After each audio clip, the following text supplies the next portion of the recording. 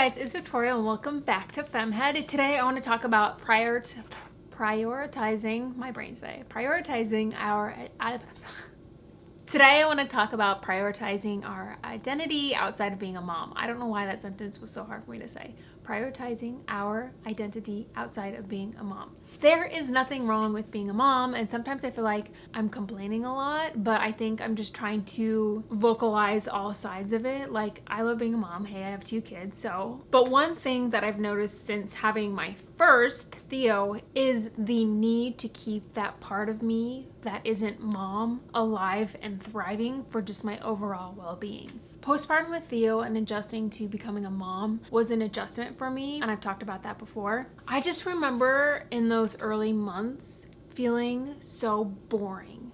Just not having anything to talk about or contribute to a conversation outside of like mom life and how's the baby doing and how are you doing, because I just didn't have time because the newborn phase and honestly the first year is just so all-consuming and takes so much of you that it's hard to have interests outside of being a mom, to keep up with what's going on in the world and all of that. So I just remember feeling so boring and hating that. And I had a bit of that in the newborn phase with Lincoln as well. Like, people would be like, how's FemmeHead going? How's work going? Like, really sweetly, and trying to ask me questions outside of like, how's the baby? I'd be like, it's going, it's happening, but like, it's really hard with 2 kids under 2. Like, Theo's 2 now, so I can't say 2 under 2, but like at that point it was 2 under 2, and like COVID and everything, there was just a lot. And especially with my non-mom friends, I don't want to be that person that all they can talk about is their kids. And I think it is important to like keep friends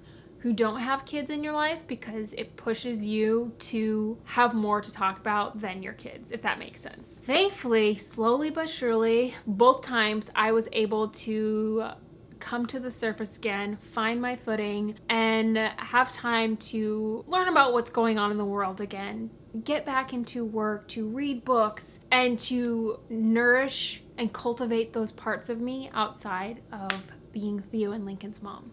And today I just wanted to talk about all this because I think nourishing those parts of ourselves doesn't make us a bad mom. It doesn't mean we don't want to be a mom, that we don't love our children. We don't have to devote every ounce of our beings to our children. And I feel like sometimes it feels like that, and that's the message we get, that like, if you're not selfless and giving every part of you to your child, that you're a bad mom.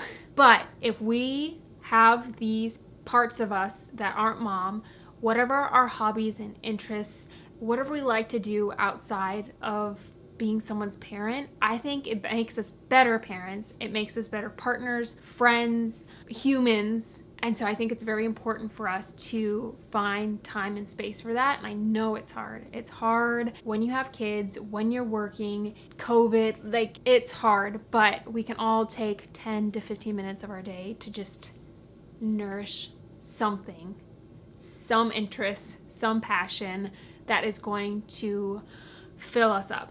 Biggest piece of advice is like getting our day-to-day necessities and habits and routines down pat and making those easier and less of a burden on ourselves, because we can spend all day every day cooking, cleaning, whatever it may be, and to find a better way or a more efficient way to do those things makes all the difference. I want to say last year, I made a PDF called Refresh and Reset Your Life. And it is all the things I went through after, I think it was around when Theo was a year old, to just get back on track.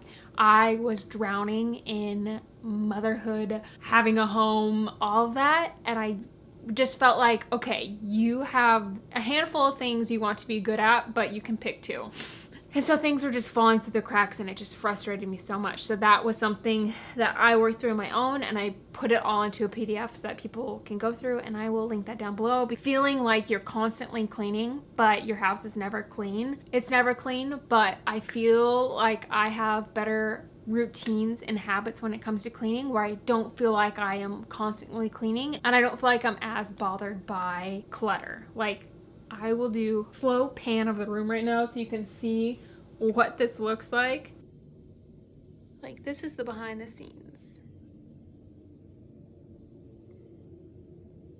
finding better ways to do things and then just letting it go. Because you could literally follow your children around all day, cleaning up after them, and get nothing else done. I'll link that down below because it goes through all of it, and I have videos about this, and any relevant videos I'll try to like link in the description box, because yeah, just finding better ways to do the mundane, boring day-to-day things that you have to get done frees up time to do things you care about. The next step is finding that time where you don't have to be mom. And the easiest thing is when the kids are sleeping or napping, or you can pass them off to someone else, whether that's your partner, grandparents, childcare, whatever it may be. For me, since I have the boys at home with me during the day, my chance to not be a mom is first thing in the morning before the boys wake up. Theo is a solid like 7:30 to 7:30 kid, and I love him for that. Lincoln is my little early bird, so I'm lucky if he sleeps till 6 a.m., but I don't let that stop me. And it did stop me at first because I was like, what does it matter? Like, he's just gonna wake up at like 5:15, and so there's no point in me waking up early. I'll just let him wake me up. But even if it's just 15, 20, 30 minutes to just make your hot cup of coffee, to sit down and drink it, to do your morning pages, or to stretch, or just to like veg and just let yourself wake up before you have to snap and be a mom, it's very helpful. So that's what I started with. I would just try to wake up with enough time before him to make my cup of coffee, do my morning pages, and then get him up when he would wake up. Now I've slowly stretched that back a little bit, so I get up around 5 a.m. Not every day. Some days if I'm like, I am wiped, I know my body needs sleep, I let myself sleep in like I did today. I slept until 6:15 when Lincoln woke up. But I try, like, I love my mornings where I wake up at 5 a.m. because that gives me time to do stuff before he wakes up. So wake up, cup of coffee, morning pages, look at the plan I have for my day, which I try to kind of lay out the night before. Look at the plan for the day, put anything in place that needs to be in place, and then get started with something. And then at some point, Lincoln wakes up and I will give him a bottle of milk, and then he is content to play for a while, and I can keep on working until either he's fussy or Theo's up or whatever it may be. So that morning time is, it's my time. Is this the most efficient and productive way to work? No. Nope, but it's also like the only thing that works right now in this phase of life, and that's okay. Before I had Lincoln, I had gotten into a really good groove of waking up before Theo, getting work done, working during his naps. He would and still does go to his grandparents, my in-laws, like 2 mornings a week. And so that's time where it's just like usually Lincoln naps for part of that now. And I just had a good thing going. Obviously with 2 conflicting nap schedules, it doesn't always work the best during the day, and so it's kind of like seize the moment when that moment arises. And so you have to like know what you want to get done that day. That way when you have 15 minutes or 30 minutes, you can like jump on it and like film a video real quick, which is literally what I'm doing. Like Theo is waking up right now from his nap. I just put Lincoln down for his nap, and it's like, okay, can I get a video filmed? And it's just seize the moment sort of work. And for the love of God, I said this already, leave them with someone else. It's really hard when they're a baby, and especially if you're breastfeeding, to leave them with other people because you're on a schedule and it's hard. Leave them with your partner. Go on a walk by yourself. Shower by yourself. Like, it's terrible that self-care counts as a break when you don't have a child involved, but taking a shower alone, oh, glorious. Running an errand alone without a child is glorious. But like, make sure you're making time for things that's not like personal hygiene or errands and chores. Like, go do something fun. All of us have struggled with this pandemic for countless reasons and very different reasons, but I think being stuck at home has just been very draining. And thankfully, since Michael and I have gotten our vaccines, we've been able to like ease up a bit, but with the Delta variant, we kind of like locked back down, not to like 2020 standards, but to like, okay, let's keep the kids safe until we can get them vaccinated and like feel better about the situation. So it's hard to just like not have all of those out of the house toddler entertainment options when you're trying to be safe and you have kids. So I know it's just a phase and it'll pass, and it's hopefully temporary, but it has been a hard 2 years. I mean, it hasn't been 2 years. Like a year and a half, I guess. I don't know. It feels like 12 years. Michael and I have not come on a date since pre-COVID, and especially since having Lincoln. Oh, I take that back. We ran a 5K this last weekend together, but like That was kind of hard, so I don't know if I'd count that as like a date, but that counts. I shouldn't say that. We're getting massages for our anniversary next week. So that's gonna be nice. But yeah, especially now that Lincoln's a bit older and easier and like is on a set schedule, like I feel more confident leaving him with someone, especially at night. It's like, okay, if you feed him his bottle and put him in his crib, he's gonna fall asleep, and then it's not gonna be like, I can't get him to go to bed, he's screaming, that sort of situation. So that makes me feel better. So I know more dates are in our future, and like that's something I want to prioritize. Not necessarily like dates, but just like finding time for Michael and I again, which we do okay, but it's always improvement.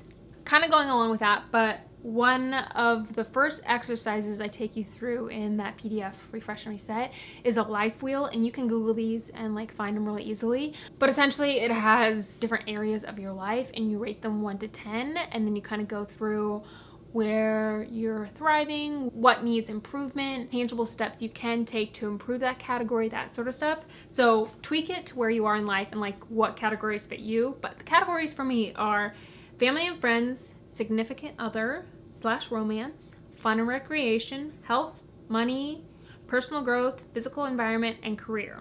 And finally, cut yourself some slack. The first year of life is hard. It's all just a phase. And I say that a lot, but like the first year is definitely hard, and you're finding your groove and you're figuring out what it means to be a mom, how to best do things. And then their schedule changes, and then they're teething, and then like there's always going to be something, but I don't know. That first year is just definitely an adjustment, and you got to be kind to yourself. Find those moments, even if it's just like 10 minutes to, I don't know, read a book before bed. It's so easy to be like, oh, I just want to relax. I just want to veg out. I just want to watch Netflix, or I just want to scroll through social media. And like, that's all fine and dandy. I do that. But don't let that take priority over other things you enjoy, other hobbies or like passions that you have. Like, don't just waste away your time. Like, if you have a break, some days it is just nice to like take a nap or veg, but if I just waste away nap time scrolling through TikTok or whatever it is, like, I don't feel good after that. Like, I don't feel refreshed. I feel like I've just wasted my time. And so working or just, doing something that's productive helps my mental health. And we're all different. Find what works for you. But yes, that is what I have to say. I think it is so important to prioritize your identity outside of being a mom. Thank you so much for watching. I hope you enjoyed today's video. I'll link all that stuff down below. Don't forget to subscribe if you haven't already, and I'll see you guys in my next video. Bye.